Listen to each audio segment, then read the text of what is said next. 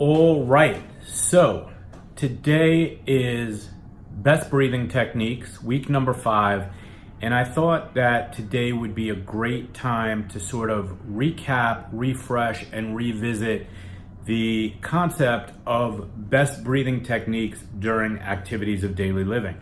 All right, so if you think about the activities of daily living that you have to do every single day, there are strategies that you can use for each activity to, number one, give you the greatest control over your breath, but number two, to develop the muscles that specifically do those activities, or develop the muscles that are specifically used during those activities so that you get better at them, so that your muscles get stronger, so that your muscles develop greater muscular endurance, and so that your breathing becomes more efficient and more effective during those activities, giving you greater control and making you less short of breath, and in the process, making you less anxious, allowing you to feel more comfortable, and then to venture out further and further and further from the shore. Okay? So let me show you some of those activities right now. So this looks very cool, and I will just tell you something in this position. So one of the activities that gives people particular difficulty is getting in and out of bed. And there are certain strategies that you can use to get in and out of bed more efficiently and with more control of your breath.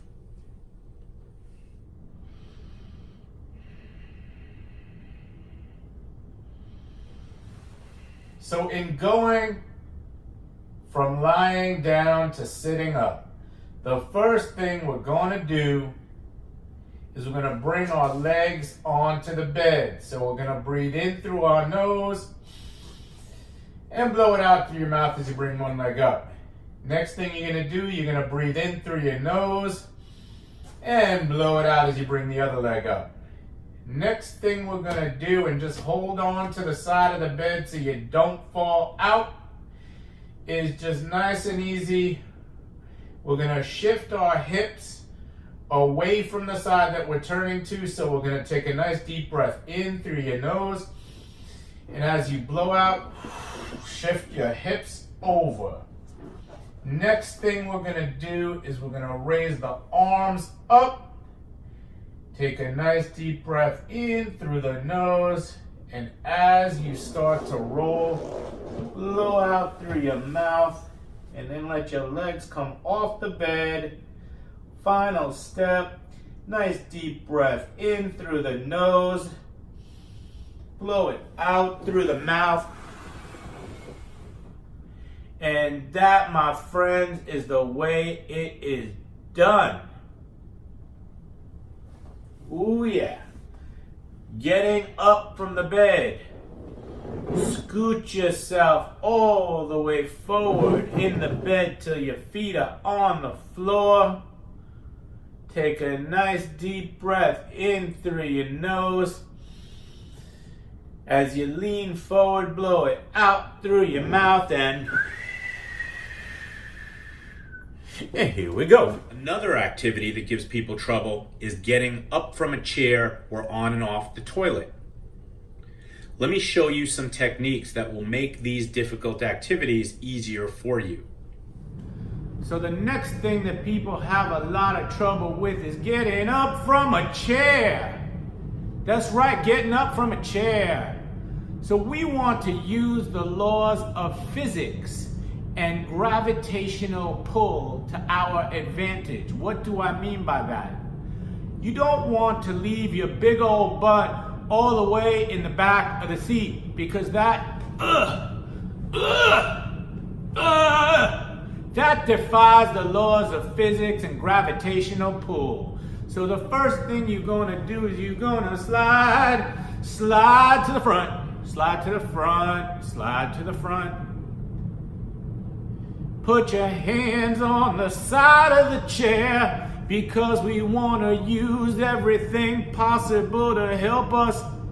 So the first thing we're going to do, remember that as you lean forward, the accordion is squeezing. As you lean forward, the accordion is closing. So what we want to do is we want to lean back as we take a deep breath in through your nose And then as you lean forward, blow it out. That's how it's done. One more time in reverse. Slide to the front. Lean back as you breathe in. Lean forward as you breathe out. Blah, blah, blah. I said lean back as you breathe in. Lean forward as you blow out through pursed lips. You are up. That's how it's done. Thank you, thank you. Thank you very much. No applause, just throw money or roses. Thank you very much. Next order of business with a walker. Okay? Let's say I got my walker with me. I do not want to pull up with my walker because this walker is not meant for that. So we put the walker in our front, lock her up, lock her up. Same principle, slide to the front, lean all the way forward. If you want to practice it, so you're going to breathe in, blow it out, breathe in, blow it out. On 3, we're looking for some lift off, breathe in, and blow it out, lift off. One hand to the walker, one hand to the walker. This is how it's done! And that, my friends, is how it's done. Safely, with the maximum amount of breath. Okay? Have a good day, my friend. Another thing that people often report difficulty with is bending over. So in other words, bending over to pick something up off the floor, bending over to tie their shoe, bending over to take something out of the oven or the washing machine. All right, so the last thing I want to talk about today, I want to talk about bending over. So if you think about the accordion, close and open the accordion, close and open the accordion. So when you're bending over, that's like squeezing the accordion. And that is not a good time for you to be taking a breath in.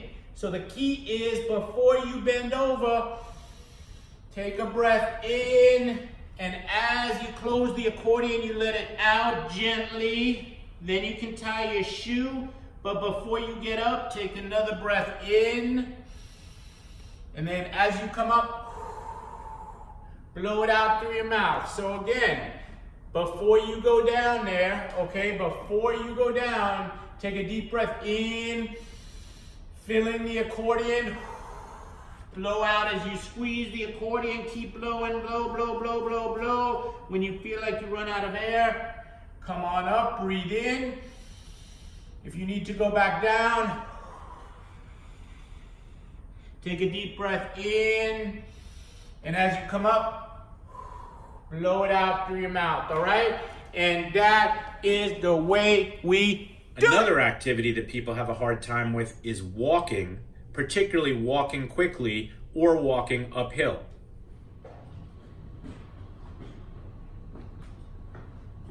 Now, another thing I want to show you is how to breathe when you're walking, okay? So what you're going to do is you're going to time it with each step. So each step is a count. So you're going to breathe in, and blow. 2, 3, 4. Then there's a little pause and you can take some more steps. Breathe in, and blow. 2, 3, 4. Breathe in, and blow. 2, 3, 4. Breathe in, blow. 2, 3, 4. Now I'm just going to do it.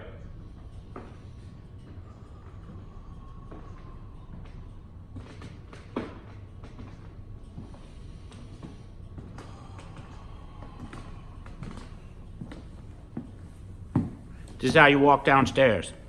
This is how you walk upstairs. Breathe in, blow. 2, 3, 4.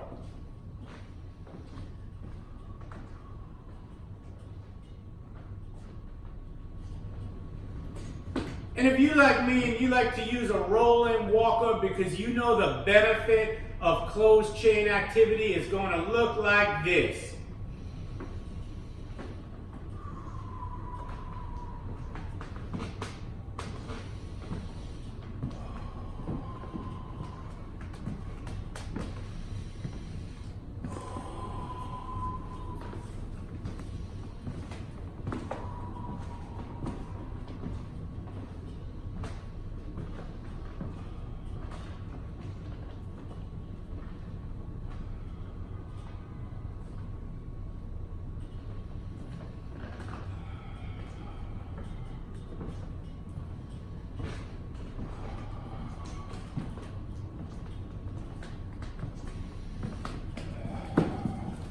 finally, the activity that gives people the most trouble is stair climbing. Let me show you some techniques, or rather, let my friend Lungman show you some techniques that might help you navigate those stairs more effectively, more efficiently, with greater control of your breathing, with greater confidence, which will allow you to do more of the things that you might want to do.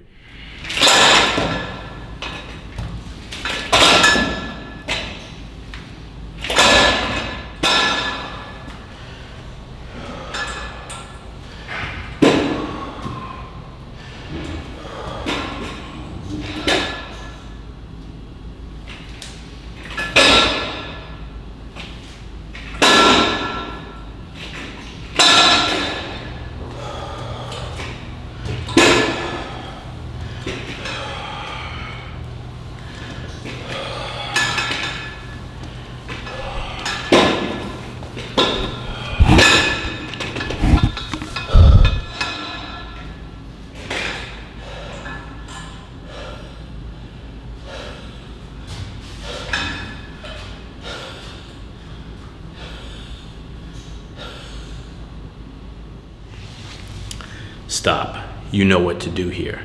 The first and most important thing is to stop whatever activity is making you short of breath. Next, assume the position. Get yourself into a position where you're either closing the chain or leaning against something so that your abdominal contents can fall forward and your diaphragm can contract more freely. Next, nice deep breaths in through your nose, out gently through pursed lips. Slow your breathing down until you have control again. Think. You know what to do, people. So at these times when you feel like no matter what you do, you cannot catch your breath and panic has set in, these are the times when it's most important to talk to yourself. Remind yourself that you know what to do, and remind yourself that you have certain tricks that you can utilize, certain tools in your kit that will help you regain control of your breathing. First and foremost, you must stop whatever activity is making you short of breath. So if it's walking up the stairs, you must stop. If it's walking up a hill, you must stop. If it's walking quickly, you must slow down or stop. Next, assume the position. So find one of the positions for recovery that will help you regain control of your breathing. Now, if you're just walking in the street and there's nowhere for you to go, place your hands on your knees and start to breathe in through your nose, out gently through your mouth. So put your hands on your knees and start taking nice, easy breaths in through your nose and out gently through pursed lips. If there's a wall available, you can lean up against the wall. Nice deep breaths in through your nose, out gently through your mouth. If there's a chair, lean forward on the chair. If you have a walker, lean forward on your walker. When you feel like you've regained control of your breathing, you can continue on again, but we must take the energy out of this situation. We must take away the fuel from this fire. So if you're climbing stairs, you must stop and catch your breath. If you're walking uphill, you must stop. If you're walking quickly, you must either slow down or stop. Tell yourself that you know what to do because you do know what to do. Assume one of the positions for recovery from shortness of breath. Start to take nice, easy breaths in through your nose and out gently through pursed lips. Deep breaths in through your nose, out gently through pursed lips. Nice deep breaths in through your nose and out gently through pursed lips. Next time, as you start to begin the activity, start off with pursed lip breathing, paced breathing before you get into trouble, okay? Don't wait till you're in that code red situation. So you see a hill up ahead, start the breathing now. Nice, easy breathing in through your nose, out gently through your mouth.